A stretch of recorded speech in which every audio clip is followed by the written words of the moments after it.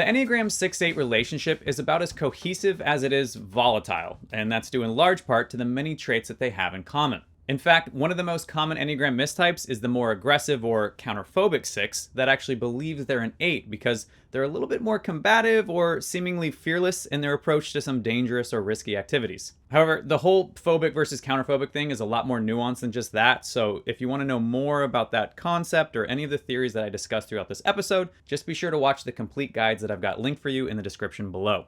All right, many of the shared traits that bring the 6-8 couple together can actually be explained by the harmonic triad, which groups Enneagram types based on the general way that they cope with pain or adversity. 6s and 8s are both in the reactive group of the harmonic triad, which means they have strong emotional reactions to difficult situations. Reactive types also want their loved ones to either mirror or make space for their reactions, especially when shit hits the fan, because that's how they feel safe and connected to their partner. And that's a good segue to another trait that 6s and 8s have in common, which is this deep desire for protection. 6s want to bond with people that are capable of protecting them, while 8s want to be someone capable of protecting the ones they love. These complementary desires create a deep sense of loyalty in this relationship, which is huge as both 6s and 8s see the world as inherently challenging, if not downright threatening. So having some strong allies to watch your back just kind of feels like an essential part of life.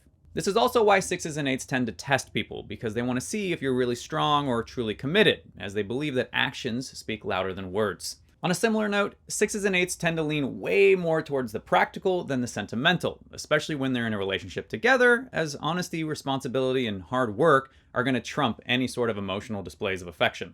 However, both 6s and 8s do have a little bit of a soft spot for those in need. And healthy 8s can even behave a bit like the sacrificial and nurturing type 2 helper, and will use their relentless energy to serve others rather than control them. Likewise, your average 6, and especially those with a 5 wing, will naturally come to the aid of people that they feel like are being unfairly treated or just seem like they're at a disadvantage in some way.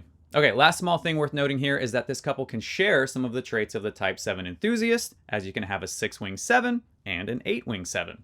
I actually believe that in most 6-8 couples, one partner is going to lean heavily towards their 7-wing because it tends to balance out their tendency to have an overly serious demeanor, which in a romantic relationship is pretty helpful for releasing tension and just creating an air of playful intimacy. All right, those are just a few shared traits for the 6-8 couple. Time now to zoom in a bit on what specifically attracts the type 6 loyalist to the type 8 challenger and vice versa.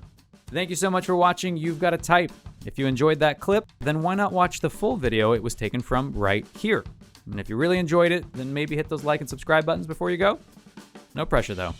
Just happy you're here.